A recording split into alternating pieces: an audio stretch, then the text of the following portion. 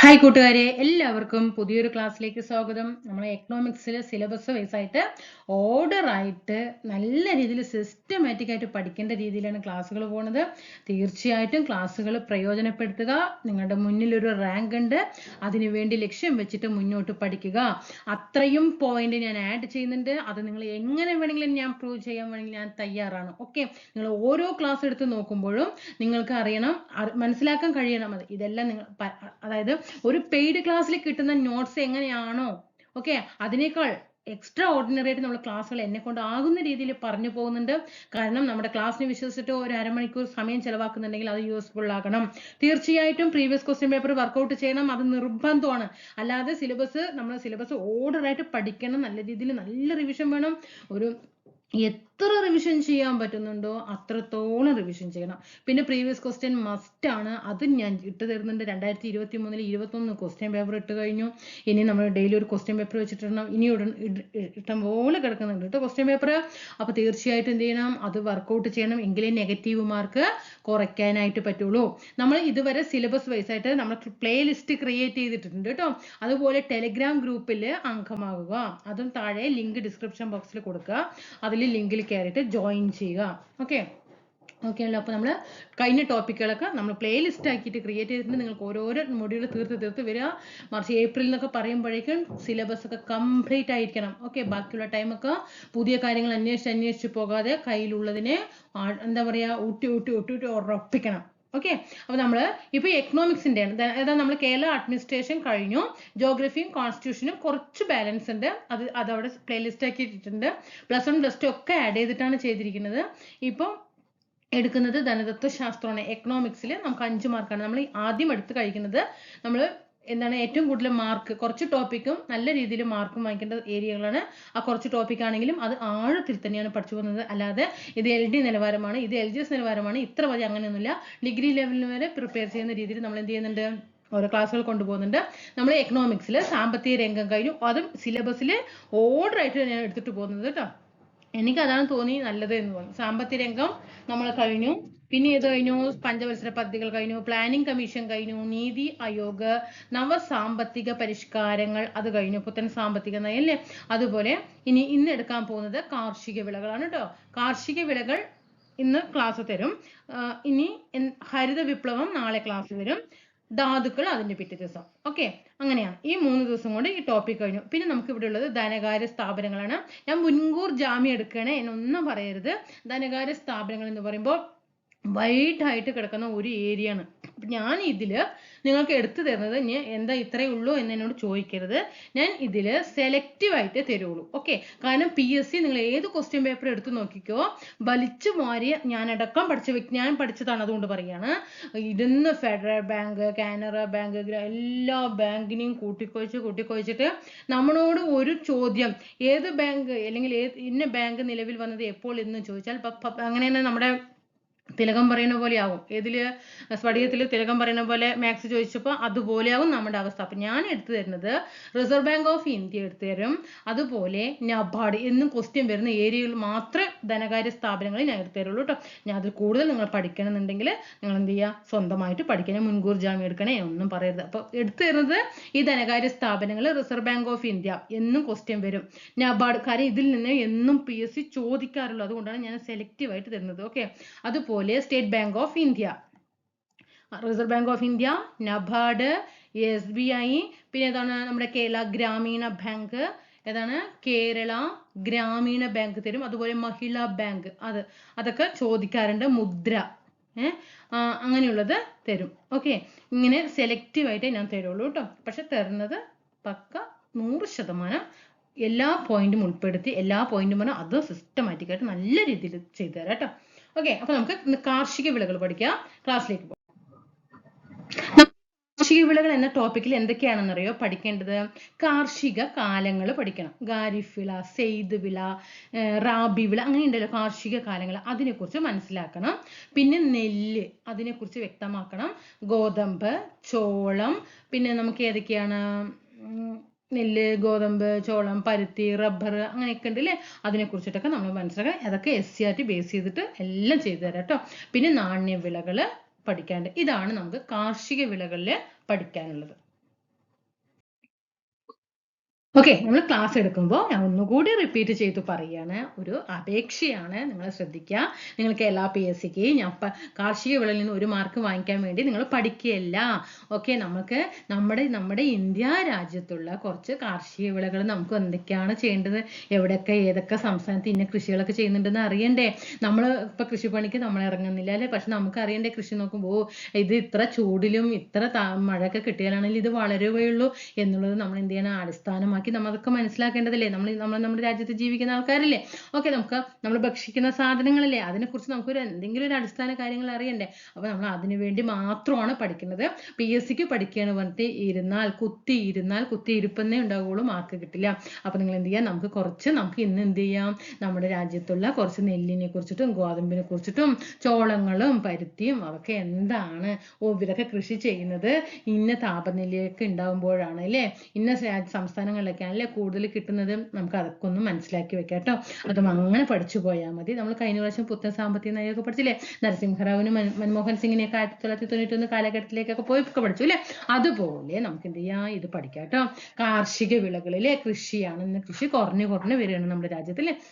നമ്മുടെ രാജ്യത്ത് 2 തരം വിളവെടുപ്പാണ് ഉള്ളത്. എന്താണ്? 2 തരം വിളവെടുപ്പാണ്, ഭക്ഷ്യവിളകളും നാണ്യവിളകളും. ഏതൊക്കെയാണ്? ഭക്ഷ്യവിളകളും നാണ്യവിളകളാണ്. ഭക്ഷ്യവസ്തുക്കളാണ് ഏതിൽ പെടുക, അത് വാക്കിൽ തന്നെ ഉണ്ട്, അത് വേറെ പഠിക്കണ്ടല്ലോ. നമ്മൾക്ക് എക്സ്ട്രാ ഓർഡിനറി ആയിട്ടുള്ള ആൾക്കാരില്ലേ. ഭക്ഷ്യവസ്തുക്കളൊക്കെ എന്താണ്? ഭക്ഷ്യവിളകളാണ്.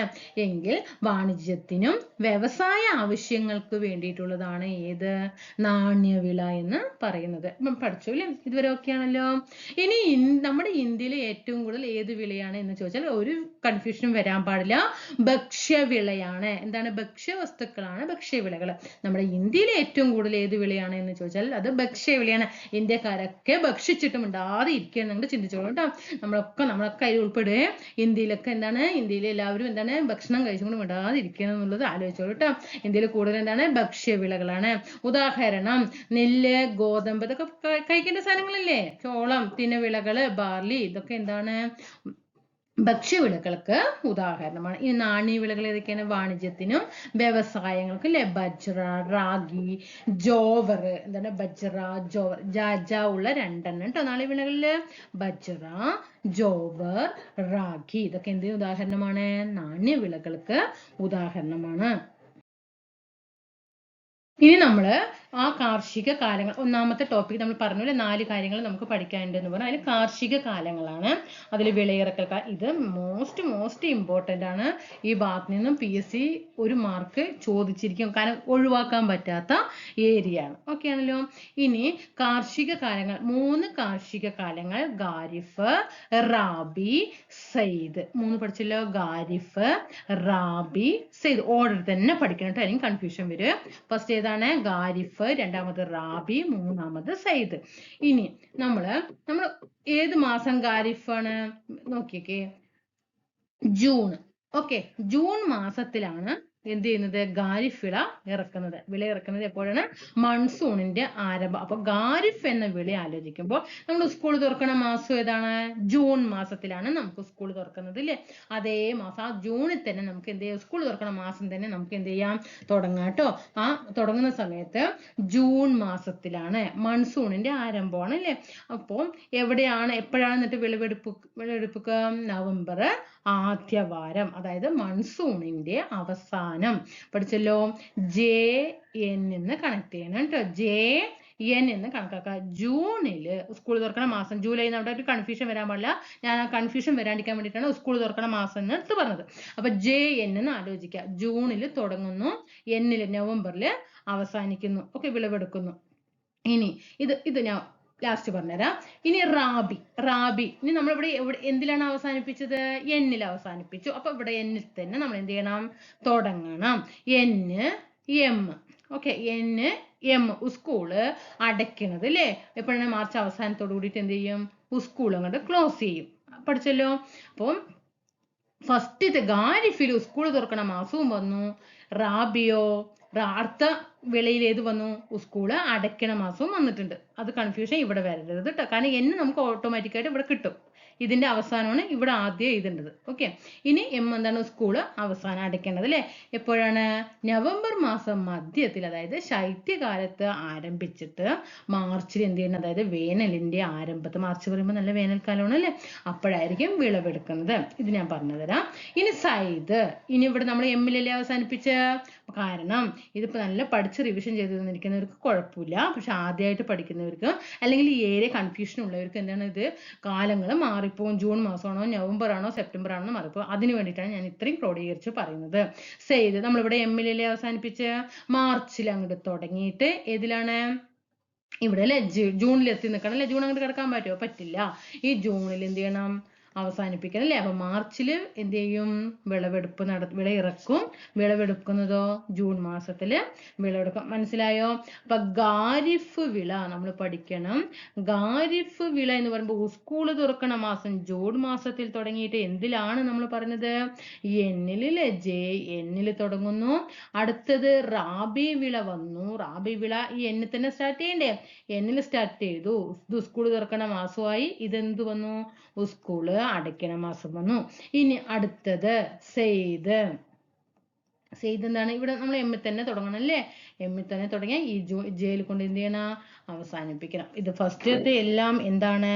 വിളവിറക്കലാണ്. രണ്ടാമത് മുഴുവൻ വിളവെടുപ്പ് കാലമാണ്. മനസ്സിലായല്ലോ? അത് മനസ്സിലായി വിചാരിക്കുന്നു. ഇനി കാലങ്ങളും വിളവെടുപ്പും മനസ്സിലായി. ഇനി നമുക്ക് ഈ കാലത്ത് ഈ ഓരോ കാലങ്ങളിലും കൃഷി ചെയ്യുന്നത് എന്തൊക്കെയാണെന്ന് പഠിക്കണം. ഇപ്പൊ ഇതില് നമുക്ക് ഇത് ഉദാഹരണം തരുമ്പോൾ അവിടെ കൺഫ്യൂഷൻ വരും. നമ്മൾ വീട്ടിലിരുന്ന് പഠിക്കുന്നത് പോലെ ഒന്നല്ല. പറയുന്നവർക്കൊക്കെ, പുറത്തു നിന്ന് പറയുന്നവർക്ക് എന്തും പറയാം. നമ്മൾ കഷ്ടപ്പെട്ട് പഠിച്ച് എക്സാം ഹാളിൽ പോകുമ്പോൾ നമ്മുടെ മൈൻഡ് വേറെയാണ്. കാരണം നമ്മൾ ലക്ഷ്യത്തിലേക്ക് അടുക്കണേ എന്നുള്ളൊരു പ്രാർത്ഥനയോടുകൂടി പേടിച്ച ഒരു മാനസികാവസ്ഥയിലാണ് നമുക്ക് പോകുന്നത്. അപ്പൊ നമ്മൾ എന്ത് ചെയ്യണം? അതിനനുസരിച്ചിട്ടായിരിക്കണം ഓരോ ടോപ്പിക്കും പഠിച്ചു മാറ്റേണ്ടത്. അപ്പൊ നമ്മൾ ഇങ്ങനെ പഠിക്കുമ്പോൾ ഇരുന്ന് ഖാരിഫ് വിള, നെല്ല്, ചോളം, പരുത്തി, തിനവിള, ചണം, കരിമ്പ്, നിലക്കടല, നെല്ല്, ചോളം, പരുത്തി ഇങ്ങനെ പഠിച്ചാൽ നമുക്ക് എന്ത് ചെയ്യില്ല? നിലക്കടലയൊക്കെ റാബിയിലേക്കും പോകും. കടുകൊക്കെ എവിടെയൊക്കെ പോവും? ഖാരിഫിലൊക്കെ പോകും. അപ്പൊ അതിന് ചെയ്യേണ്ടത് ഈ 3 വിളയില് ആദ്യം സെയ്ത് വിളനെ എടുത്തു മാറ്റുക. ഓക്കെ, അതിലെന്താണ്? പഴവർഗ്ഗങ്ങളും പച്ചക്കറികളാണ്. ഇത് മറക്കരുത്. ഓക്കെ, അപ്പൊ നമ്മൾ എന്ത് ചെയ്തു? ഒന്ന് ഒഴിവാക്കി കഴിഞ്ഞു അല്ലെ? സെയ്ദ് എന്ന് പറയുമ്പോൾ എന്താണ്? പഴങ്ങളും. സെയ്ദ് എന്താണ്? സെയ്ദ് നമ്മൾ ഒരു പേരുണ്ട് അല്ലെ? സെയ്ദുട്ടി എന്നൊക്കെ പറയാറുണ്ട് അല്ലേ? ഓക്കെ, നമ്മൾ ആരും പറയല്ല കേട്ടോ. സെയ്ദുട്ടി എന്ത് ചെയ്താണ്? പഴം പച്ചക്കറികളൊക്കെ വിൽക്കാൻ പോയി. സെയ്ദുട്ടി എന്താണ്? പഴങ്ങളും പച്ചക്കറികളൊക്കെ, പഴക്കച്ചവടക്കാരനും പച്ചക്കറി കച്ചവടക്കാരനൊക്കെയാണ് കേട്ടോ സെയ്ദുട്ടി. ഇനി റാബിയോ? റാബിയല്ലേ? റാബിയ അതെന്താണ്? റാബി എന്ന് പറയുമ്പോൾ പയർ. എന്താണ്? പയർ. Okay, go back. ഓക്കെ, പയർ ഗോ ബാക്ക്. പയർ എന്താണ്? ഗോ, പോകൂ. എവിടേക്ക്? ബാക്കിലേക്ക് പുറകോട്ടേക്ക് പോകാൻ പറയുന്നു കേട്ടോ. പയറിനോട് എന്ത് പറയാണ്? പുറകിലോട്ട് പോകാൻ പറയാണ്. പയർ ഗോ ബാക്ക്. അപ്പൊ പയർ വർഗ്ഗങ്ങൾ, ഗോതമ്പ്, ഓക്കെ, ബാർലി, കടുക്. കണ്ടോ? കടുകിലെ ആണ്. ഇനി കൂടെ നിങ്ങൾ ചേർത്തേണ്ടത് പുകയില. ഏതാണ്? പുകയില. റാബിയിലാണ് കേട്ടോ. അപ്പൊ പയർ ഗോ ബാക്ക് ഏത് വിളിയാണ്? റാബിയാണ് കേട്ടോ. റാബിയ, പയറ്, ഗോ ബാക്ക്, പിന്നെ പുകയില. പഠിച്ചല്ലോ. അപ്പൊ സൈദൂട്ടി പഴങ്ങളും പച്ചക്കറികളും വിൽപ്പനക്കാരനാണ്. മനസ്സിലായി? ഇനി റാബിയോ? പയർ ഗോ ബാക്ക് അല്ലെ? പയർ വർഗ്ഗങ്ങള്, ഗോതമ്പ്, ബാർലി, കടുക്, പുകയില. പഠിച്ചല്ലോ. അപ്പൊ ഇതിൽ നിന്ന് ഈ രണ്ടെണ്ണം പറഞ്ഞു. സെയ്ദും പറഞ്ഞു, റാബിയും പറഞ്ഞു. അതിൽ രണ്ടിലും ഇല്ലാത്ത കാര്യങ്ങൾ ചോദിച്ചാൽ ഏതെഴുതണം? അത് ഖാരിഫ് വിളയ്ക്ക് ഉദാഹരണമാണ് എന്ന് പഠിക്കാം. അല്ലാതെ ഈ 3ഉം ഇരുന്ന് പഠിച്ചു കഴിഞ്ഞാൽ നമുക്ക് അവിടെ കൺഫ്യൂഷൻ വരും. പഠിക്കുന്നവർ ഓക്കെ, പഠിക്കുന്ന നിങ്ങൾക്ക് അത്രയും ടാലന്റും ഓർമ്മശക്തിയൊക്കെ ഉണ്ടെങ്കിൽ നിങ്ങൾ ട്രൈ ചെയ്തോളൂ. ഓക്കെ, നമ്മളത് കോമൺ ആയിട്ട് പറഞ്ഞേ ഉള്ളൂ. അപ്പൊ ഖാരിഫിൽ ഏതൊക്കെയാണ്? നെല്ല്, ചോളം, പരുത്തി, തിനവിളകൾ, ചണം, കരിമ്പ്, നിലക്കടല. അതൊക്കെ എന്താണ്? ഖാരിഫ് വിളകൾക്ക് ഉദാഹരണമാണ്. നമ്മൾ നേരത്തെ പറഞ്ഞിട്ടുള്ള എല്ലാ ക്വസ്റ്റ്യനും എന്താണ്? പ്രീവിയസ് ക്വസ്റ്റ്യൻ ആണ് കേട്ടോ. ഇനി നമുക്ക് നെല്ലിനെ കുറിച്ചിട്ട് പഠിക്കാം. നമ്മുടെ ഇന്ത്യയിൽ ഏറ്റവും കൂടുതൽ കൃഷി ചെയ്യുന്ന ഭക്ഷ്യധാന്യമാണ് ഏത്? നെല്ല്. നെല്ലിന്റെ ശാസ്ത്രീയ നാമം പ്രീവിയസ് ക്വസ്റ്റ്യൻ ആണ്. ഇത് പ്രീവിയസ് ആണ്. ഇന്ത്യയിൽ ഏറ്റവും കൂടുതൽ കൃഷി ചെയ്യുന്ന ഭക്ഷ്യധാന്യം നെല്ല്. നെല്ലിന്റെ ശാസ്ത്രീയ നാമം ഒറൈസ സറ്റൈവ. എന്താണ്? ഒറൈസ സറ്റൈവ ആണ് നെല്ലിന്റെ ശാസ്ത്രീയ നാമം. ഇന്ത്യയിൽ ഏറ്റവും കൂടുതൽ നെല്ല് ഉൽപ്പാദിപ്പിക്കുന്ന സംസ്ഥാനം ഏത്? പശ്ചിമ ബംഗാൾ. ഏറ്റവും കൂടുതൽ നെല്ല് ഉൽപ്പാദിപ്പിക്കുന്ന സംസ്ഥാനം പശ്ചിമ ബംഗാൾ. അമോണിയയെ നേരിട്ട് ആഗിരണം ചെയ്യുന്ന സസ്യം ഏതാണ്? നെല്ലാണ് കേട്ടോ. ഒരുപാട് പ്രാവശ്യം ക്വസ്റ്റ്യൻ വന്നിട്ടുണ്ട്. അമോണിയ നേരിട്ട് ആഗിരണം ചെയ്യുന്ന സസ്യം ഏതെന്ന് ചോദിച്ചാൽ അത് നെല്ലാണ്. ഇനി ഇന്ത്യയുടെ നെല്ലറയാണ് ഏത്? ആന്ധ്രാപ്രദേശ്. ഇന്ത്യയുടെ നെല്ലറയാണ് ആന്ധ്രാപ്രദേശ്. എങ്കിൽ കേരളത്തിന്റെ നെല്ലറ എന്നറിയപ്പെടുന്നത് ഏതാണ്? കേരളത്തിന്റെ നെല്ലറ എന്നറിയപ്പെടുന്ന ജില്ല ഏതാണ്? പാലക്കാടാണ്. ഓക്കെ, ഇത് കേരളത്തിന്റെ കേട്ടോ. ഇനി ഇന്ത്യയുടെ നെല്ലറ എന്നറിയപ്പെടുന്ന സംസ്ഥാനം ഏത്? ആന്ധ്രാപ്രദേശ്. കേരളത്തിന്റെ നെല്ലറ എന്നറിയപ്പെടുന്ന ജില്ല ഏത്? പാലക്കാട്. ഇത് രണ്ടും ഒപ്പം മാറ്റാം. ആന്ധ്രാപ്രദേശിനെയും നമ്മുടെ പാലക്കാട് ജില്ലനെയും എടുത്ത് മാറ്റി. ഇന്ത്യയുടെ നെല്ലറ എന്നറിയപ്പെടുന്ന സംസ്ഥാനം ആന്ധ്രാപ്രദേശ്, കേരളത്തിന്റെ നെല്ലറ എന്നറിയപ്പെടുന്ന ജില്ല പാലക്കാട്. ഇനി നമുക്ക് ഇത് പഠിക്കാം. പഞ്ചാബ്. ഇന്ത്യയുടെ ധാന്യപ്പുര. എന്താണ്? ഇന്ത്യയുടെ ധാന്യപ്പുര എന്നറിയപ്പെടുന്ന സംസ്ഥാനമാണ് പഞ്ചാബ്. എങ്കിൽ തെക്കേ ഇന്ത്യയുടെ അല്ലെങ്കിൽ ദക്ഷിണേന്ത്യയുടെ ധാന്യപ്പുര തഞ്ചാവൂർ. ഈ രണ്ടിലുണ്ടല്ലോ, പഞ്ചാബും തഞ്ചാവൂരും. അപ്പൊ രണ്ടും ഒരേ ക്വസ്റ്റ്യൻ ആണെന്ന് ആലോചിക്കാൻ. അല്ലെ, രണ്ടിലും ഉണ്ട്. പഞ്ചാബും തഞ്ചാവൂരും. പഞ്ചാബ് ഇന്ത്യയുടെ ധാന്യപ്പുര എന്നറിയപ്പെടുന്ന സംസ്ഥാനം. ദക്ഷിണേന്ത്യയുടെ ധാന്യപ്പുര എന്നറിയപ്പെടുന്നത് തഞ്ചാവൂരാണ്. ഇനി എന്താണ് കുട്ടനാട്? കേരളത്തിന്റെ നെല്ലറ എന്നറിയപ്പെടുന്ന പ്രദേശം ഏത്? കേരളത്തിന്റെ നെല്ലറ എന്നറിയപ്പെടുന്ന ജില്ല പാലക്കാടും കേരളത്തിന്റെ നെല്ലറ എന്നറിയപ്പെടുന്ന പ്രദേശമാണ് കേട്ടോ കുട്ടനാട്. രണ്ടും വരുന്നതാണ് പഞ്ചാബും തഞ്ചാവൂരും. ഇന്ത്യയുടെ ധാന്യപ്പുര എന്നറിയപ്പെടുന്ന പ്രദേശം പഞ്ചാബ്. ദക്ഷിണേന്ത്യയുടെ ധാന്യപ്പുര എന്നറിയപ്പെടുന്നത് തഞ്ചാവൂരും. ഇന്ത്യയുടെ ധാന്യപ്പുര പഞ്ചാബും. ഇന്ത്യയുടെ നെല്ലറ എന്നറിയപ്പെടുന്ന സംസ്ഥാനം ആന്ധ്രാപ്രദേശ്. കേരളത്തിന്റെ നെല്ലറ എന്നറിയപ്പെടുന്ന ജില്ല പാലക്കാട്. ഇനി സമുദ്രനിരപ്പിൽ നിന്നും താഴെ നെൽകൃഷി ചെയ്യുന്ന ഇന്ത്യയിലെ സ്ഥലം ഏതാണ്? കുട്ടനാടാണ്. ഏതാണ്? കുട്ടനാട്. ഓക്കെ, ഇതെല്ലാം പേക്കാണ് കേട്ടോ. അപ്പൊ നെല്ലിന് അത്രത്തോളം ഇമ്പോർട്ടൻ്റ് ഉണ്ട്. സമുദ്രനിരപ്പിൽ നിന്ന് താഴെ നെൽകൃഷി ചെയ്യുന്നത് കുട്ടനാട്. MS സ്വാമിനാഥൻ. ഇത് വെരി വെരി ഇമ്പോർട്ടൻ്റ് ആണ്, നിങ്ങൾ പഠിക്കണം കേട്ടോ. കാരണം ഇദ്ദേഹം അടുത്തിടെ അന്തരിച്ചു അല്ലെ. MS സ്വാമിനാഥൻ അന്തരിച്ചു. അതുകൊണ്ട് MS സ്വാമിനാഥന്റെ എല്ലാ പോയിന്റും എന്ത് ചെയ്യണം? പഠിച്ചിരിക്കണം കേട്ടോ. ക്വസ്റ്റ്യൻ വരും. ഞാൻ 100% പറയണു. നമ്മുടെ LDC LGS എക്സാം കഴിഞ്ഞിട്ട് നിങ്ങൾ താഴെ കമന്റ് വന്ന് ചെയ്യണം. MS സ്വാമിനാഥനെ കുറിച്ചിട്ട് ക്വസ്റ്റ്യൻ വരും. അതുപോലെ P വത്സല നോവലില്ലേ, അവരന്തരിച്ചു, അവരെ കുറിച്ച് ക്വസ്റ്റ്യൻ വരും. P വത്സല. പിന്നെ ആരാണ്? ഫാത്തിമ ബീവി അല്ലേ, ഫാത്തിമ ബീവി അന്തരിച്ചു. ഇവരെ കുറിച്ചിട്ട് ഒരു നോട്ട് നിങ്ങൾ തയ്യാറാക്കണം കേട്ടോ. ഞാൻ നോട്ട് തയ്യാറാക്കിയിട്ടുണ്ട്. ഓക്കെ, ഞാൻ ഇങ്ങനെ പഠിച്ചു വരുന്നുണ്ട്. അങ്ങനെ പ്രധാനപ്പെട്ട വ്യക്തികൾ ഇവരെ ആയിരിക്കും സ്റ്റേറ്റ്മെന്റ് ലെവലിൽ ക്വസ്റ്റ്യൻ വന്ന് ചോദിക്കാം. MS സ്വാമിനാഥൻ, P വത്സല, ഫാത്തിമ ബീവി, ഇവരെ കുറിച്ചിട്ട് ഒരു നോട്ട് ചെറുതാക്കി ഉണ്ടാക്കി പഠിക്കണം കേട്ടോ. ഇനി MS സ്വാമിനാഥൻ ആരാണ്? നമ്മുടെ കുട്ടനാട്ടിലെ നെൽകൃഷി പുനരുദ്ധീകരിക്കാൻ കുട്ടനാട് പാക്കേജിന് നേതൃത്വം നൽകിയത്. കുട്ടനാട് പാക്കേജിന് നേതൃത്വം കൊടുത്തത് MS സ്വാമിനാഥനാണ്. ഇനി നെൽകൃഷി, നമ്മുടെ ഇന്ത്യയിൽ നെൽകൃഷി ഏതൊക്കെ എല്ലാ മേഖലയിലും കൊണ്ടുപോയിട്ട് നെൽകൃഷി ചെയ്യാൻ പറ്റുമോ? ഇല്ല അല്ലെ. തീരസമതലങ്ങളിലും നദീതടങ്ങളിലൊക്കെയാണ് നെൽകൃഷി കൂടുതലായിട്ട് ചെയ്യുന്നത്. നമ്മുടെ അരി കയറ്റുമതി ഏറ്റവും കൂടുതൽ ഇന്ത്യയാണ് കേട്ടോ. നമ്മുടെ ഇന്ത്യയിൽ നിന്നാണ് അരി എന്ത് ചെയ്യുന്നത്? ഏറ്റവും കൂടുതൽ കയറ്റുമതി ചെയ്യുന്നത്. UNO, United nation organisation. എല്ലാം പ്രീവിയസ് എന്ന് പറഞ്ഞു, വീണ്ടും റിപ്പീറ്റ് ചെയ്യുന്നില്ല. ഇതെല്ലാം പ്രീവിയസ് ആണ് കേട്ടോ. 2004 നമ്മളെ നെല്ല് ലാന്നല്ലേ പറയണേ? നാലില് ലായില്ലേ? അങ്ങനെ പഠിക്കണം കേട്ടോ. നെല്ല് വർഷം. നമ്മൾ പയർ വർഷമൊക്കെ പഠിക്കുമ്പോൾ പറയാറില്ല, 2016 പയറ് അങ്ങനെയല്ലേ പറയാ. അതുപോലെ 2004 നെല്ലില. 2004 അന്താരാഷ്ട്ര നെല്ല് വർഷമായിട്ട് യുണൈറ്റഡ് നാഷൻ ഓർഗനൈസേഷൻ എന്ത് ചെയ്തു? നെല്ല് വർഷമായിട്ട് ആചരിച്ചു. ഓക്കെ, അപ്പൊ 2023 നമ്മൾ ഏത് വർഷമാണ്? ഏതാണ്? ചെറുധാന്യ വർഷം അല്ലെ? 2023 ചെറുധാന്യ വർഷം. 2024 നമ്മുടെ ക്യാമലാണ് കേട്ടോ, ഒട്ടക വർഷമാണ് കേട്ടോ. ഇനി 2004 2014 എന്ന് പറയരുത്, 2004 നെല്ല് വർഷം. പഠിച്ചല്ലോ.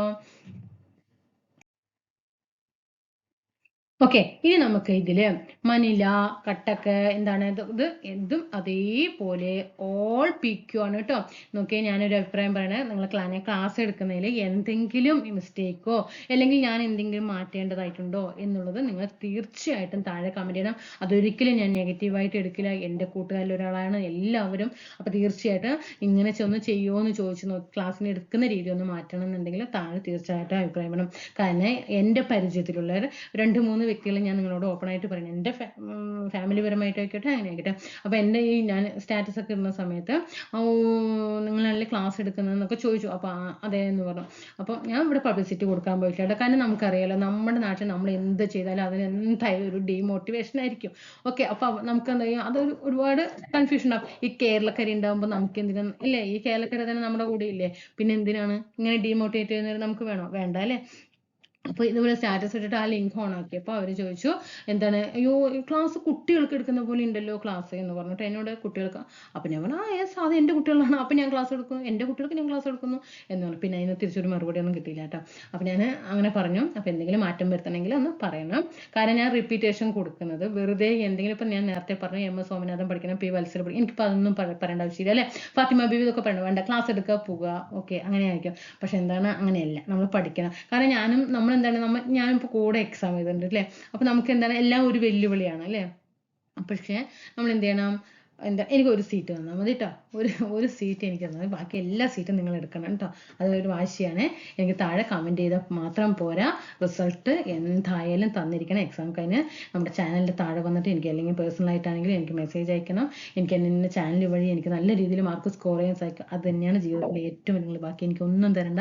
ഒന്ന് സബ്സ്ക്രൈബ് ചെയ്തിട്ട് ഒന്ന് സപ്പോർട്ട് ചെയ്യുക, ആ ബെൽ ബട്ടൺ കൂടിയിട്ട് ഒന്ന് എനേബിൾ ചെയ്യുക, താഴെ ഒരു കമൻറ്റ്, അത്ര മാത്രം മതി. 5 പൈസ നിങ്ങൾ ചിലവാക്കണ്ട. ഓക്കെ, ഇത് ഒരിക്കലും പെയ്ഡ് ക്ലാസ് ആകില്ല. ഇനി ഒരിക്കലും പെയ്ഡ് ക്ലാസ്സിലേക്ക് പോകുന്നില്ല. യൂട്യൂബിലൂടെ നല്ല രീതിയിൽ കുറേ ക്ലാസ്സുകൾ തരാൻ വേഗം ഒരു സർവീസിൽ കയറാം, ഇത്ര മാത്രമേ ഉള്ളൂ ലക്ഷ്യം. ഓക്കെ, അപ്പം നമുക്ക് മനില കേട്ടോ. എന്താണ് മനില എന്ന് പറയുന്നത്? അന്താരാഷ്ട്ര നെല്ല് ഗവേഷണ കേന്ദ്രം. അന്താരാഷ്ട്രമാണ് കേട്ടോ, അന്താരാഷ്ട്ര നെല്ല് ഗവേഷണ കേന്ദ്രമാണ് മനില. എവിടെയാണ് മനില? ഫിലിപ്പൈൻസിലാണ് അല്ലേ, ഫിലിപ്പൈൻസിലാണ്. ഇത് അന്താരാഷ്ട്രം. ഇനി കട്ടക്ക് എന്താ വരും? നമ്മുടെ കേന്ദ്രത്തിലാണ് കേട്ടോ, നമ്മുടെ കേന്ദ്രത്തില് നെല്ല് ഗവേഷണ കേന്ദ്രമാണ് കട്ടക്ക്, ഒഡീഷ. അത് കൺഫ്യൂഷൻ വരെ. മനില പറയുമ്പോൾ അന്താരാഷ്ട്രം, കട്ടക്ക് പറയുമ്പോൾ കേന്ദ്രതലത്തിലാണ്. ഇനി ഈ 4 ക്വസ്റ്റ്യൻ ഇമ്പോർട്ടൻ്റ് ആണ് കേട്ടോ, 4 പഠിക്കണം, മറക്കരുത്. പട്ടാമ്പി, മങ്കൊമ്പ്, വൈറ്റില, കായംകുളം. എന്താണിത്? നമ്മുടെ കേരളത്തിലെ നെല്ല് ഗവേഷണ കേന്ദ്രങ്ങളാണ്. കേരളത്തിലെ നെല്ല് ഗവേഷണ കേന്ദ്രങ്ങൾ ചോദിക്കാറുണ്ട്. പട്ടാമ്പി ഉണ്ട്, മങ്കൊമ്പുണ്ട്, വൈറ്റിലയുണ്ട്, കായംകുളം. ഒരു പ്രാവശ്യം ക്വസ്റ്റ്യൻ വന്നത് എങ്ങനെയാണ്? കേരളത്തിലെ നെല്ല് ഗവേഷണ കേന്ദ്രമായ മങ്കൊമ്പ് സ്ഥിതി ചെയ്യുന്ന ജില്ല ഏതെന്ന് ചോദിച്ചാൽ മങ്കൊമ്പ് എവിടെയാണ്? ആലപ്പുഴയിലാണ് കേട്ടോ. ഓക്കെ, ഇതിങ്ങനെയാണ് ക്വസ്റ്റ്യൻ വന്നിട്ടുണ്ടായിരുന്നത്. ഇനി നമ്മുടെ ഇന്ത്യയിൽ ഇത് നോക്കിക്കേ, നമ്മുടെ ഇന്ത്യയിൽ പ്രധാനമായിട്ട് നെല്ല് ഉൽപ്പാദിപ്പിക്കുന്ന സംസ്ഥാനങ്ങൾ ഏതൊക്കെയാണ്? ഏറ്റവും കൂടുതൽ നെല്ല് ഉൽപ്പാദിപ്പിക്കുന്നത് നമ്മൾ ആദ്യമേ പഠിച്ചു, പശ്ചിമ ബംഗാൾ, പിന്നെ പഞ്ചാബ് ഉണ്ട് രണ്ടാമത്. മൂന്നാമത് കഴിഞ്ഞ ഒരു എക്സാമിന് ഓർമ്മയുണ്ടോ നിങ്ങൾക്ക്? നിങ്ങൾ എഴുതിയവരാണെങ്കിൽ ഓർക്കണം, ഈ ഓർഡർ ചോദിച്ചിട്ടുണ്ടായിരുന്നു. നെല്ല് ഏറ്റവും കൂടുതൽ ഉൽപ്പാദിപ്പിക്കുന്നത് ക്രമം ആയിട്ട് അടയാളപ്പെടുത്താൻ പറഞ്ഞിട്ടായിരുന്നു. ബംഗാള്, പഞ്ചാബ്, ആന്ധ്രാപ്രദേശ്, UP, അസം, ബീഹാർ, തമിഴ്നാട്, കേരളം. ഇങ്ങനെയാണ് എന്ത് ചെയ്യുന്നത് നോക്കിയാൽ. അപ്പം നമ്മുടെ ഇന്ത്യയിൽ വെച്ച് കണക്കാക്കുമ്പോൾ കേരളമൊക്കെ എത്ര സ്ഥാനത്താണ് എത്തിപ്പെട്ടിരിക്കുന്നത് കണ്ടോ, നെല്ല് ഉൽപാദനത്തിൽ കേട്ടോ. ഇനി നമുക്ക് നെല്ലിനെ കുറിച്ചിട്ട് എന്തായാലും ഏത് സ്റ്റേറ്റ്മെന്റ് ലെവൽ ക്വസ്റ്റ്യൻ വരാറുണ്ട്, ചോദിച്ചു കഴിഞ്ഞാൽ ഒരുപാട് പ്രാവശ്യം ചോദിച്ചതാണ്. നമ്മുടെ ഇന്ത്യയിലെ മുഖ്യ ഭക്ഷ്യവിളയായ നെല്ല് ഒരു ഖാരിഫ് വിളയാണ്. ഓർമ്മയുണ്ടല്ലോ നേരത്തെ പഠിച്ചത്. എക്കൽ മണ്ണാണ് കൃഷിക്ക് ഏറ്റവും അനുയോജ്യം. ഓൾ PQ ആണ് കേട്ടോ. എക്കൽ മണ്ണാണ് നെൽകൃഷിക്ക് ഏറ്റവും അനുയോജ്യം. ഉയർന്ന താപനിലയും, അതായത് 24°C മുകളിൽ ധാരാളം മഴയും 150 സെന്റിമീറ്റർ കൂടുതലാണ് നെൽകൃഷിക്ക് ആവശ്യമാണ്. മഴ കുറഞ്ഞ പ്രദേശങ്ങളിലും ജലസേചന സൗകര്യത്തോടെ നെൽകൃഷി ചെയ്തു വരുന്നുണ്ട്.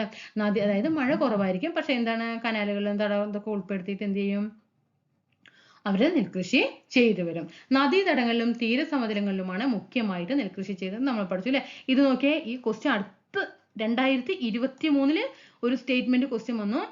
അങ്ങനെ തന്നിട്ട് എന്താ ചോദിച്ചു, സിവാലിക് പർവ്വത ചരിവുകളിലും തട്ടുകളാക്കി നെൽകൃഷി ചെയ്തു വരുന്നുണ്ട് കേട്ടോ. അപ്പൊ നമുക്ക് കൺഫ്യൂഷൻ വരും അല്ലേ, സിവാലിക് പർവ്വത ചരിവുകൾ, ഭൂകമ്പങ്ങളൊക്കെ ഉണ്ടാകുന്ന മേഖല അല്ലെ സിവാലിക് എന്ന് പറയുന്നത്, അവിടെയൊക്കെ നെൽകൃഷി ചെയ്യുമോ എന്നൊക്കെ നമ്മൾ അവിടെ ചിന്തിച്ചു പോകും അല്ലേ.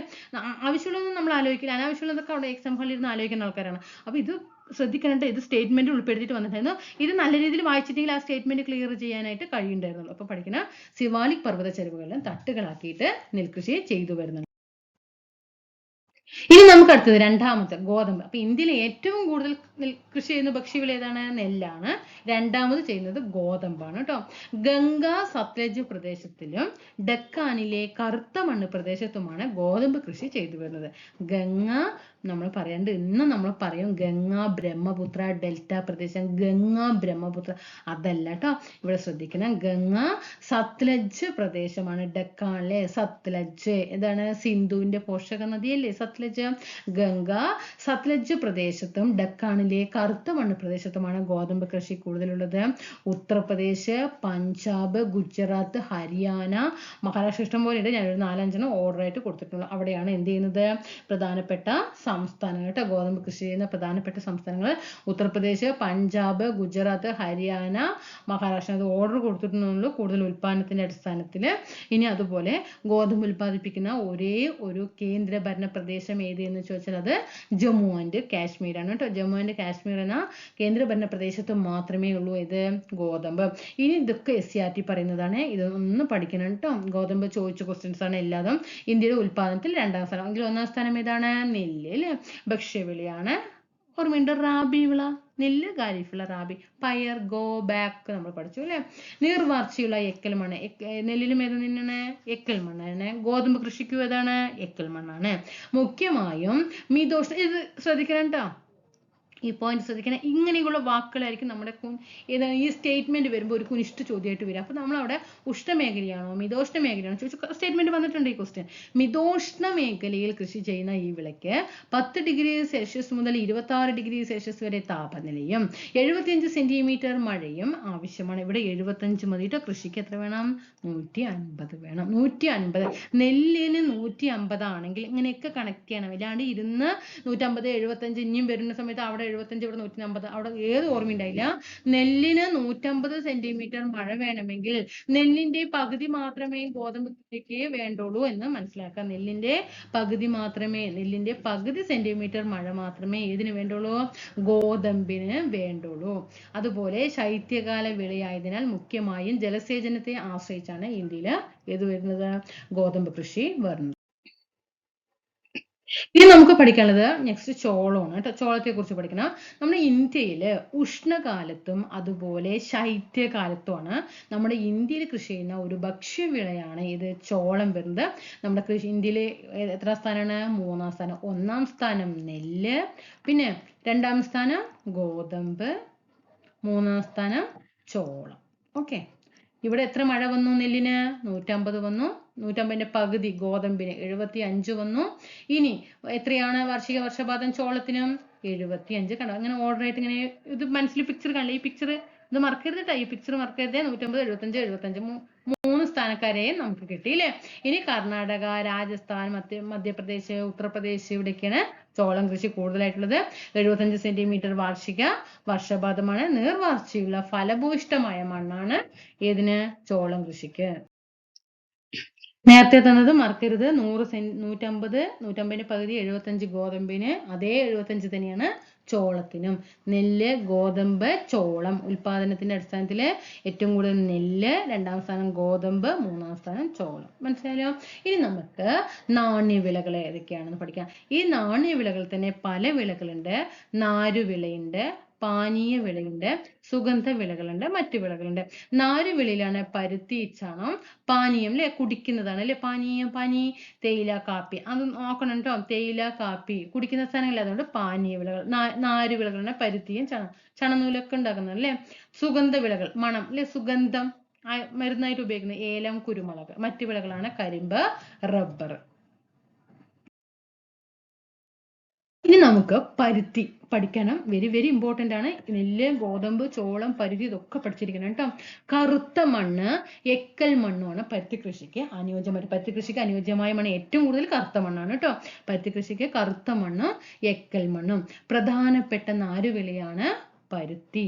എല്ലാം ഇത് വരുന്നത് എല്ലാം പിക്കുകയാണ് കേട്ടോ.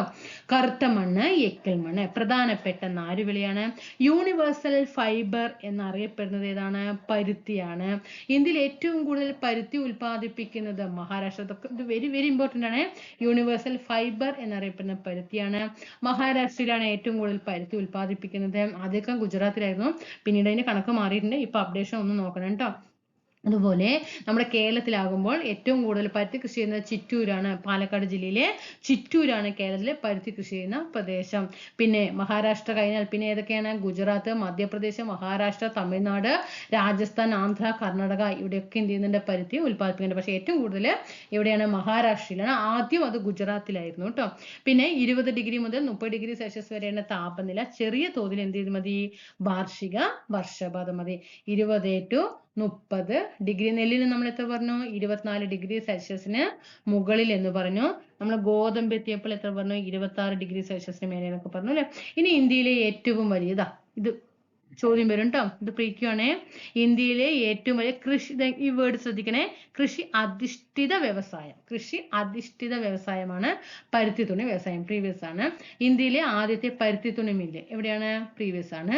1818 കൊൽക്കത്തയ്ക്ക് സമീപമുള്ള ഫോർട്ട് ഗ്ലാസ്റ്ററിലാണ് ഇന്ത്യയിലെ ആദ്യത്തെ പരുത്തി തുണിമില്ല് വരുന്നത്. പരുത്തി തുണിമില്ല് 1818 കൊൽക്കത്തയ്ക്ക് സമീപമുള്ള ഫോർട്ട് ഗ്ലാസ്റ്ററിലാണ്. എന്നാൽ വൻതോതിൽ ഉൽപാദനം ആരംഭിച്ചത് 1854 മുംബൈയിലാണ്. പ്രീവിയസ് ആണ്. ഇന്ത്യയിലെ ഏറ്റവും പ്രധാനപ്പെട്ട പരുത്തി തുണി ഉൽപാദന കേന്ദ്രം എവിടെ? ഇമ്പോർട്ടന്റ്, ഒരുപാട് പ്രാവശ്യം ക്വസ്റ്റ്യൻ ചോദിച്ചതാണ്. ഇന്ത്യയിലെ ഏറ്റവും പ്രധാനപ്പെട്ട പരുത്തി തുണി ഉൽപാദന കേന്ദ്രം മുംബൈ ആണ്. അതുകൊണ്ട് മുംബൈനെ എന്ത് പറയുന്നു? കോട്ടണോപോളിസ് എന്ന് വിശേഷിപ്പിക്കുന്ന ചോദ്യം വന്നിട്ടുണ്ട്. കോട്ടണോപോളിസ് എന്നറിയപ്പെടുന്ന നഗരം ഏതെന്ന് ചോദിച്ചിട്ടുണ്ട്. കോട്ടണോപോളിസ് മുംബൈ ആണ്. ഏറ്റവും പ്രധാനപ്പെട്ട പരുത്തി തുണി ഉൽപാദന കേന്ദ്രമാണ് മുംബൈ. എന്തുകൊണ്ടായിരിക്കാം ഈ മുംബൈനെ പ്രധാനപ്പെട്ട പരുത്തി തുണി ഉൽപാദന കേന്ദ്രമാക്കിയിട്ട് മാറ്റാനുള്ള കാരണം? വേറെ ഒരുപാടുണ്ടല്ലോ. കൊൽക്കത്തയുണ്ട് എന്നാ. ഇപ്പോൾ ആദ്യത്തെ പരുത്തി തുണി മില്ലൊക്കെ കൊൽക്കത്തയിലാണ് സ്ഥാപിതമായത് എന്ന് പറയുന്നത്. എന്തുകൊണ്ടാണ് കൊൽക്കത്തയെ കോട്ടണോപോളിസ് എന്ന് പറയുന്നത്? മുംബൈനെ പറയാൻ കാരണം എന്തെങ്കിലും അനുകൂലമായിട്ടുള്ള ഘടകങ്ങൾ എവിടെ ഉണ്ടാകാം?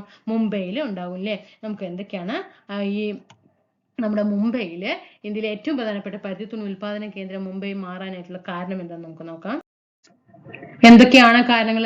അസംസ്കൃത വസ്തുക്കളുടെ സുഗമമായിട്ടുള്ള ലഭ്യത. സമീപ പ്രദേശങ്ങളിൽ നിന്ന് തന്നെ എന്ത് കിട്ടും? അസംസ്കൃത വസ്തുക്കൾ ധാരാളം ലഭിക്കുന്നുണ്ട്. അതുപോലെ കുറഞ്ഞ നിരക്കിലാണ് ഊർജത്തിന്റെ ലഭ്യത. കുറഞ്ഞ നിരക്കിൽ, കുറഞ്ഞ ചാർജ് മതി ഊർജം കിട്ടാൻ. എന്താണ്? കുറഞ്ഞ നിരക്ക് മതി. മുംബൈ തുറമുഖം കേന്ദ്രീകരിച്ചിട്ടുള്ള കയറ്റി ഇറക്കുമതിയാണ് സാധ്യതകൾ. ഓക്കെ, മുംബൈ തുറമുഖത്ത് തന്നെയാണ് എന്ത് ചെയ്യുന്നത്? കയറ്റുമതിയും ഇറക്കുമതിയൊക്കെ നടത്താൻ സാധ്യതയുണ്ട്. പിന്നെ ശുദ്ധജലത്തിന് നല്ല ലഭ്യതയുണ്ട്. ശുദ്ധജല ലഭ്യത കൂടുതലാണ്. മനുഷ്യന്റെ വിഭവ ലഭ്യത കൂടുതലാണ്. ഇതൊക്കെ എന്താണ്? മുംബൈന് അനുകൂല സാഹചര്യം. 4 പഠിച്ചു അല്ലെ. നെല്ല് പഠിച്ചു, ഗോതമ്പ് പഠിച്ചു, പിന്നെ ഏത് പഠിച്ചു? ചോളം പഠിച്ചു, പിന്നെ പരുത്തി പഠിച്ചു അല്ലെ. ഇനി നമ്മൾ പഠിക്കാൻ പോകുന്നത് ചണമാണ് കേട്ടോ. ചണം നമ്മുടെ ഇന്ത്യയിലെ ഏറ്റവും കൂടുതൽ ഉൽപ്പാദിപ്പിക്കുന്ന, നമ്മുടെ ലോകത്തിൽ തന്നെ ഏറ്റവും കൂടുതൽ ചണം ഉൽപ്പാദിപ്പിക്കുന്ന രാജ്യം എന്ന് ചോദിച്ചാൽ ഏതാണ്? ഇന്ത്യയാണ്. ലോകത്തിൽ തന്നെ ഏറ്റവും കൂടുതൽ ചണം ഉൽപ്പാദിപ്പിക്കുന്ന രാജ്യം ഇന്ത്യയാണ്. ഇന്ത്യയിൽ ചണം ഏറ്റവും കൂടുതൽ ഉൽപ്പാദിപ്പിക്കുന്ന സംസ്ഥാനം പശ്ചിമ ബംഗാൾ. അപ്പോൾ ചണവും നെല്ലും ഏറ്റവും കൂടുതൽ ഉൽപ്പാദിപ്പിക്കുന്നത് പശ്ചിമ ബംഗാളാണ്. ഗംഗ ബ്രഹ്മപുത്ര ഡെൽറ്റ പ്രദേശത്താണ്. അവിടെയാണ് ഗംഗ ബ്രഹ്മപുത്ര. ശ്രദ്ധിക്കണേ, നമ്മൾ നേരത്തെ ഗംഗ സത്ലജ് എന്ന് പറഞ്ഞു അല്ലെ പരുത്തി. അതുപോലെ ഗംഗ ബ്രഹ്മപുത്ര ഡെൽറ്റ പ്രദേശത്താണ് ചണം. അസമിലും ഒഡീഷയിലൊക്കെയാണ് പിന്നീട് ഏറ്റവും കൂടുതൽ ചണം ഉൽപ്പാദിപ്പിക്കുന്നത്. ബംഗാളാണ് ആദ്യം, പിന്നെ ഏതൊക്കെയാണ്? അസമിലും ഒഡീഷയിലുമാണ്. സുവർണ നാര് എന്നറിയപ്പെടുന്ന, നമ്മൾ ഗോൾഡൻ ഫൈബർ നേരത്തെ പറഞ്ഞു അല്ലേ. ഏതാണ്? പരുത്തി പറഞ്ഞു. ഇതേതാണ്? ഗോൾഡൻ ഫൈബർ എന്നറിയപ്പെടുന്ന ഏതാണ്? സുവർണ നാര്. അവിടെ എന്ത് പറഞ്ഞു? യൂണിവേഴ്സൽ പറഞ്ഞു അല്ലെ. ഇവിടെ എന്താണ്? ഗോൾഡൻ ഫൈബർ എന്ന് പറഞ്ഞ സുവർണ നാര് എന്നറിയപ്പെടുന്നത് ചണമാണ്. ചൂടും ഈർപ്പവും ഒക്കെയാണ് ഇതിനെ പറ്റിയിട്ടുള്ള കാലാവസ്ഥ കേട്ടോ. ചൂടും ഈർപ്പമുള്ള സാഹചര്യങ്ങളിലാണ് ഏത് വളരുക? ചണം വളരുക. ഉയർന്ന താപനിലയും 150 സെന്റിമീറ്റർ കൂടുതൽ മഴയുമാണ് ഏതിൽ വേണ്ടത്? ചണം. അപ്പൊ നിങ്ങൾ പഠിക്കുമ്പോൾ നെല്ലും ചണവും ഒരുപോലെ പഠിക്കുക. നെല്ല് ഏറ്റവും കൂടുതൽ ബംഗാളിലാണ്. നെല്ലിനും ചണനും കോമ്പിനേഷൻ കൊടുക്കണം കേട്ടോ. നെല്ല് ചണം ഏറ്റവും കൂടുതൽ ബംഗാളാണ്. ഉയർന്ന താപനില നോക്കിക്കേ, എത്രയാണ് ഉയർന്ന താപനില? 150 സെന്റിമീറ്റർ കൂടുതൽ മഴയുമാണ്. ചണത്തിന് എത്രയാണ് സെന്റിമീറ്റർ മഴ? 150 നെല്ലിന് എത്രയാണ്? 150 ആണ്. നെല്ലിന് ഏത് മണ്ണാണ്? എക്കൽ മണ്ണാണ്. എക്കൽ മണ്ണാണ്. ചണത്തിന് ഏതാണ്? എക്കൽ മണ്ണാണ്. പഠിച്ചല്ലോ. ഇവിടെ നെല്ലിന് 24 ഡിഗ്രി സെൽഷ്യസിന് മുകളിലാണ്. ഇവിടെയും എത്ര തന്നെയാണ്? ഇതിന് കൂടുതൽ തന്നെയാണ്. ഉയർന്ന താപനിലയാണ് ഏതിന് വേണ്ടത്? ചണത്തിന് വേണ്ടത്. അപ്പൊ നെല്ലും ചണവും എന്ത് ചെയ്യുക? ഒപ്പം പഠിച്ചു പോകാം. ഇനി നമുക്ക് പാനീയ വിളകളായ തേയിലയെ കുറിച്ച് പഠിക്കാം. തേയിലയുടെ ശാസ്ത്രീയ നാമം കമേലിയ സെനൻസിസ്. ഏറ്റവും കൂടുതൽ തേയില കൃഷി എവിടെയാണ്? അസമിലാണ് അല്ലെ തേയില കൃഷി. പിന്നെ അസമിൽ മാത്രമാണോ തേയില ഏറ്റവും കൂടുതൽ? അല്ല, കേരളത്തിലുണ്ട്, തമിഴ്നാട്ടിലുണ്ട്, പശ്ചിമ ബംഗാളിലൊക്കെ എന്തുണ്ട്? തേയില ഉൽപ്പാദിപ്പിക്കുന്നുണ്ട്. നമ്മുടെ കേരളത്തിൽ എടുക്കുന്ന സമയത്ത് ഇടുക്കിയിലും വയനാടുമാണ് തേയില കൃഷി ഉള്ളത്. എവിടെയാണ്? ഇടുക്കിയിലും വയനാടിലുമാണ്. അതായത് മലമുകളിലെ കുന്നിൻ ചെരുവുകളിലാണ് പാടുള്ളത്. ഇടുക്കി വയനാടൊക്കെ എന്ന് പറയുമ്പോൾ എന്താണ്? കുന്നിൻ ചെരുവ് കൂടുതലുള്ള പ്രദേശമാണ് ഇടുക്കിയിലും വയനാട്ടിലും. ഇനി തേയില വിപണന കേന്ദ്രങ്ങൾ ഗുവാഹത്തിയാണ്, അസമിലാണ്. എവിടെയാണ്? തേയില വിപണന ലോകത്തിലെ തന്നെയാണ് കേട്ടോ. ലോകത്തിലെ തന്നെ ഏറ്റവും വലിയ തേയില വിപണന കേന്ദ്രം സ്ഥിതി ചെയ്യുന്നത് ഗുവാഹത്തി, അസമിലാണ്. തേയില വിപണന കേന്ദ്രം എവിടെയാണ് ലോകത്തിലെ തന്നെ? ഗുവാഹത്തി, അസമാണ്. എങ്ങനെയാണ് ഈ തേയില കൃഷിയുടെ പറയാൻ കാരണം? 1877 ജോൺ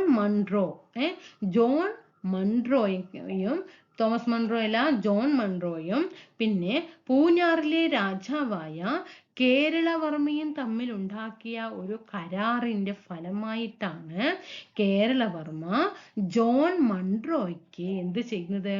പാട്ടത്തിന് സ്ഥലം നൽകി. ഓക്കെ, കേരളവർമ്മ ആർക്കാണ് നൽകുന്നത്? ജോൺ മൺറോയ്ക്ക് പാട്ടത്തിന് നൽകി. ആ നൽകിയ സ്ഥലമാണ് ഏത്? കണ്ണൻദേവൻ കുന്നുകൾ കേട്ടോ. കണ്ണൻദേവൻ കമ്പനിയല്ല, കണ്ണൻദേവൻ കുന്നുകൾ ആർക്ക് നൽകി? കേരളവർമ്മ മഹാരാജാവ് ജോൺ മൺറോയ്ക്ക് നൽകിയത്. ഓക്കെ, എവിടെയാണ് കണ്ണൻദേവൻ കുന്നുകൾ? മൂന്നാറിൽ അല്ലെ? കണ്ണൻദേവൻ കുന്നുകൾ എവിടെയാണ്? മൂന്നാറിലാണ്. ഇനി എത്രയാണ് തേയിലയുടേത്? 200 മുതൽ 250 സെന്റിമീറ്റർ വരെ വാർഷിക വർഷപാതം വേണം. 25 ഡിഗ്രി സെൽഷ്യസ് മുതൽ 30 ഡിഗ്രി സെൽഷ്യസ് വരെ താപനിലയും വേണം. Okay, 20 degree to 30 degree Celsius താപനില വേണം. ജൈവാംശമുള്ള ജലം വാർന്നു പോകുന്ന മണ്ണാണ് തേയില കൃഷിക്ക് അനുയോജ്യം. ഇതൊക്കെ പരമാവധി ക്വസ്റ്റ്യൻ പ്രീവിയസ് ആയിട്ട് ചോദിച്ചിട്ടുണ്ട്. ഇനി നെക്സ്റ്റ് കാപ്പി. ഓക്കെ, നമ്മുടെ ഇന്ത്യയിലെ കാപ്പി കൃഷി കൂടുതൽ ചെയ്യുന്നത് 1ാം സ്ഥാനം കർണാടക, 2ാം സ്ഥാനം കേരളം, 3ാം സ്ഥാനം തമിഴ്നാടാണ്. ഇന്ത്യയിലെ കാപ്പി കൃഷി ചെയ്യുന്ന സംസ്ഥാനങ്ങളാണ് കർണാടക, കേരളം, തമിഴ്നാട്. ഇനി അറേബ്യൻ പണ്ഡിതനായ ബാബ ബുദ്ധനാണ് എന്ത് ചെയ്യുന്നത്? 17ാമത്തെ നൂറ്റാണ്ടില് എന്ത് കൊണ്ടുവരുന്ന? ഇന്ത്യയിലേക്ക് ആദ്യമായിട്ട് കാപ്പി തൈകൾ കൊണ്ടുവന്നത്. നമ്മുടെ ഇന്ത്യയിലേക്ക് ആദ്യമായിട്ട് കാപ്പി തൈകൾ കൊണ്ടുവന്നത് ആരാണ്? ബാബ ബുദ്ധൻ. അദ്ദേഹം അറേബ്യൻ പണ്ഡിതനാണ്. ഓക്കെ, ഏത് നൂറ്റാണ്ടിലാണ്? 17ാം നൂറ്റാണ്ടിലാണ്. ഇനി കർണാടകയുടെ കോഫി ലാൻഡ് എന്നറിയപ്പെടുന്നത് ചിക്ക്മാംഗ്ലൂർ ആണ്. കർണാടകയുടെ കോഫി ലാൻഡ് എന്നറിയപ്പെടുന്നത് ചിക്ക്മാംഗ്ലൂർ ആണ്. ഇനി ഭൗമസൂചിക പദവി ലഭിച്ച അല്ലെങ്കിൽ വയനാട്ടിലെ കാപ്പി ഇനം ഏതെന്ന് ചോദിച്ചാൽ ഏതാണ്? റോബസ്റ്റയാണ് കേട്ടോ. വയനാടാണ്.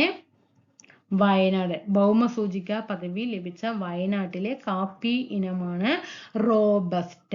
ഇനി എന്താണ് അറബിക്ക എന്ന് പറയുന്നത്? നമ്മുടെ ഇന്ത്യയിലെ ഏറ്റവും കൂടുതൽ കാപ്പി ഉൽപ്പാദിപ്പിക്കുന്ന സംസ്ഥാനം ഏതാണ്? കർണാടകയാണ് അല്ലെ? അതിലെ ഇന്ത്യയിലെ മുഖ്യമായിട്ടും ഉൽപ്പാദിപ്പിക്കുന്ന കാപ്പി ഇനമാണ് അറബിക്ക കേട്ടോ. നമ്മുടെ ഇന്ത്യ കണക്കാക്കുന്ന സമയത്ത് ഇന്ത്യയിലെ ഏറ്റവും കൂടുതൽ കാപ്പി ഉൽപ്പാദിപ്പിക്കുന്ന കാപ്പി ഇനമാണ് അറബിക്ക. നമ്മുടെ കേരളം എടുക്കുന്ന സമയത്ത് ഇടുക്കിയിലും വയനാട്ടിലുമാണ് അല്ലെ ഏത് തേയില വരുന്നത് അല്ലെ?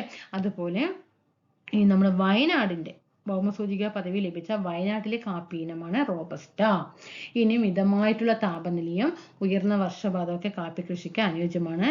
നമ്മുടെ മൊത്തം കണക്കെടുക്കുന്ന സമയത്ത് 3ൽ 2 ഭാഗവും കാപ്പി കൃഷി വരുന്നത് എവിടെയാണ്? കർണാടകയിലാണ്. ഇനി കരിമ്പാണ്. കരിമ്പ് നമ്മുടെ ഇന്ത്യയിലെ കരിമ്പിന്റെ ജന്മനാട് എവിടെയാണ്? ഇന്ത്യയാണ്. എക്കൽ മണ്ണും കറുത്ത മണ്ണും ഒക്കെയാണ് കരിമ്പ് കൃഷിക്ക് അനുയോജ്യം. ഉത്തർപ്രദേശ്, കർണാടക, മഹാരാഷ്ട്ര, ആന്ധ്രാപ്രദേശ് ഇതാണ് കരിമ്പ് കൃഷിയിൽ ഓർഡർ ആയിട്ട് കേട്ടോ ഏറ്റവും കൂടുതലിന്റെ അടിസ്ഥാനത്തിൽ വരുന്നത്. ഇനി എന്താണ് ഉത്തർപ്രദേശ്? ഇന്ത്യയുടെ പഞ്ചസാര കിണ്ണം എന്നറിയപ്പെടുന്ന സംസ്ഥാനം. നമ്മുടെ ഇന്ത്യയുടെ പഞ്ചസാര കിണ്ണം എന്ന് അറിയപ്പെടുന്നത് ഏതാണ്? ഉത്തർപ്രദേശാണ്. കരിമ്പും പഞ്ചസാരയും, കരിമ്പിൽ നിന്നല്ലേ പഞ്ചസാര ഉണ്ടാക്കുന്നത്? കരിമ്പും പഞ്ചസാരയും ഏറ്റവും കൂടുതൽ ഉൽപ്പാദിപ്പിക്കുന്ന സംസ്ഥാനവും ഏത് തന്നെയാണ്? ഉത്തർപ്രദേശാണ്. ഓക്കെ, ഇനി നമ്മുടെ ഇടുക്കിയെ എടുക്കുമ്പോൾ ഏറ്റവും കൂടുതൽ കരിമ്പ് ഉൽപ്പാദിപ്പിക്കുന്ന കേരളത്തിലെ ജില്ലയാണ് ഇടുക്കി. നല്ല ഉഷ്ണമേഖലാ വിളയാണ്. അതുകൊണ്ട് കരിമ്പിന് എന്ത് വേണം? നല്ല ചൂടും വേണം, അതുപോലെ മഴയും വേണം. ഓക്കെ, എന്താണ്? ഉഷ്ണമേഖലാ വിളയായ കരിമ്പിന് ചൂടും മഴയുമുള്ള കാലാവസ്ഥയാണ് വേണ്ടത്.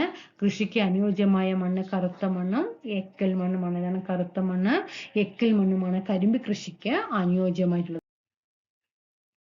ഇനി നമുക്ക് റബ്ബറിനെ കുറിച്ചിട്ട് നോക്കണം.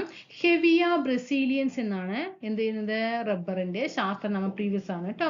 ജോൺ ജോസഫ് മർഫിയാണ് ഇന്ത്യയിലെ റബ്ബർ കൃഷിയുടെ പിതാവ് എന്നറിയപ്പെടുന്നത്. ഇന്ത്യൻ റബ്ബർ കൃഷിയുടെ പിതാവ് എന്നറിയപ്പെടുന്നത് ജോൺ ജോസഫ് മർഫിയാണ്.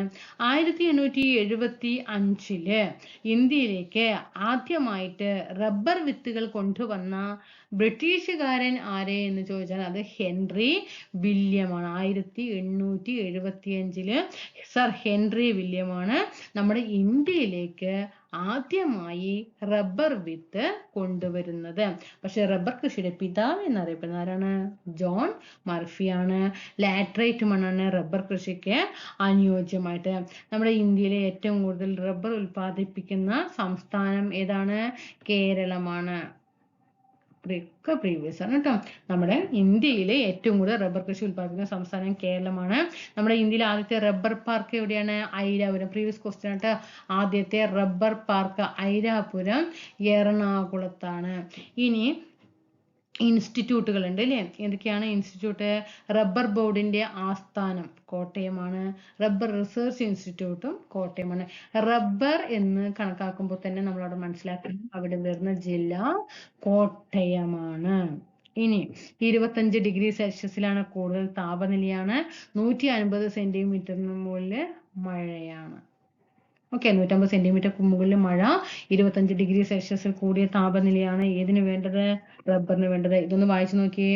അയർലൻഡ് സ്വദേശിയായ ഇദ്ദേഹം ഇന്ത്യയിലെ റബ്ബർ കൃഷിയുടെ പിതാവായിട്ട് അറിയപ്പെടുന്നു. അദ്ദേഹം സുഹൃത്തുക്കളോടൊപ്പം പെരിയാറിന്റെ തീരത്ത് ആലുവയ്ക്കടുത്തായി 1902 ചോദിച്ചിട്ടുണ്ട്. 1902 റബ്ബർ കൃഷി തുടങ്ങിയത്. പിന്നീട് അദ്ദേഹം കോട്ടയം ജില്ലയിൽ മുണ്ടക്കയത്തിനടുത്ത് ഏന്തിയാറില് വാണിജ്യാടിസ്ഥാനത്തിൽ റബ്ബർ കൃഷി ആരംഭിച്ചു. കേവലം ഒരു പ്ലാന്റർ മാത്രമായിരുന്നില്ല മർഫി. തൊഴിലാളികൾക്കായിട്ട് പെൻഷൻ ആനുകൂല്യങ്ങൾ, നാട്ടുകാർക്കായിട്ട് വിദ്യാലയങ്ങൾ, ആരാധനാലയങ്ങൾ എന്നിവ അദ്ദേഹം പണിത് നൽകി. ഓക്കെ ആണല്ലോ. ഇനി കടൽ കടന്നെത്തിയ റബ്ബർ. ബ്രസീലാണ് റബ്ബറിന്റെ ജന്മദേശം. പ്രീവിയസ് ആണ്. അതുകൊണ്ടാണ് അവിടെ ഹെവിയ ബ്രസീലിയൻസ് എന്ന് ശാസ്ത്രനാമം വന്നത് കേട്ടോ. 1875 ബ്രിട്ടീഷുകാരനായ സർ വില്യം ഹെൻറിയാണ് ഇന്ത്യയിലേക്ക് ആദ്യമായിട്ട് റബ്ബർ വിത്തുകൾ കൊണ്ടുവന്നത്. മധ്യ തിരുവിതാംകൂറിലെ കുന്നിൻ ചെരുവുകളിൽ ആരംഭിച്ച റബ്ബർ കൃഷി മലബാറിലേക്കുണ്ടായ കുടിയേറ്റത്തിലൂടെ വടക്കൻ ജില്ലകളിലേക്കും വ്യാപിച്ചു. അപ്പോൾ നമുക്ക് ഇതാണ് നമ്മുടെ ആ സിലബസിൽ പഠിക്കുന്ന കാർഷിക വിളകൾ എന്നുള്ളതിൽ നമുക്ക് പഠിക്കാനുള്ളത്. തീർച്ചയായിട്ടും ക്ലാസ്സുകൾ പ്രയോജനപ്പെടുത്തുക. SCERT എല്ലാം ആഡ് ചെയ്തിട്ടുണ്ട്. ഓക്കെ, കയ്യിലുള്ളത് ഇതൊക്കെ ഇങ്ങനെ പറയാം. ലാസ്റ്റ് ഒരുപാട് ക്വസ്റ്റ്യൻസ് തേടി പഠിക്കാൻ, പുതിയത് തേടിപ്പോയി കഴിഞ്ഞാൽ കക്ഷത്തുള്ളതും ഉണ്ടാവില്ല, കയ്യിലുള്ള എങ്ങനെയാ പറയാ, പറക്കുന്നതും കിട്ടില്ല, കക്ഷത്തിലുള്ളതും കിട്ടില്ല, രണ്ടും പോകും. ലാസ്റ്റ് അന്തം വിട്ട് നിൽക്കേണ്ടി വരും. പഠിക്കണം, നല്ല രീതിയിൽ പഠിക്കുക, നല്ല രീതിയിൽ റിവിഷൻ ചെയ്യുക. പിന്നെ എന്തോ നിങ്ങളോട് പറയുന്നുണ്ടായിരുന്നു, എൻ്റെ ഓർമ്മ വിട്ടുപോയി. പക്ഷെ എന്താ പറയാ, നന്നായി പഠിക്കുക. ദിവസങ്ങൾ പോയിക്കൊണ്ടിരിക്കുകയാണ്. ഓക്കെ, മനസ്സിലാക്കുക. തീർച്ചയായിട്ടും താഴെ ക്ലാസ്സിനെ കുറിച്ചുള്ള അഭിപ്രായങ്ങളൊന്ന് രേഖപ്പെടുത്തണം കേട്ടോ. സബ്സ്ക്രൈബ് ചെയ്യാതെ കാണുന്നുണ്ടെങ്കിൽ ഒന്ന് സബ്സ്ക്രൈബ് ചെയ്ത് ആ ബെൽ ബട്ടൺ കൂടി എനേബിൾ ചെയ്യണേ. തീർച്ചയായിട്ടും നമുക്ക് അടുത്ത ക്ലാസ്സിൽ വീണ്ടും കാണാം. Thank you.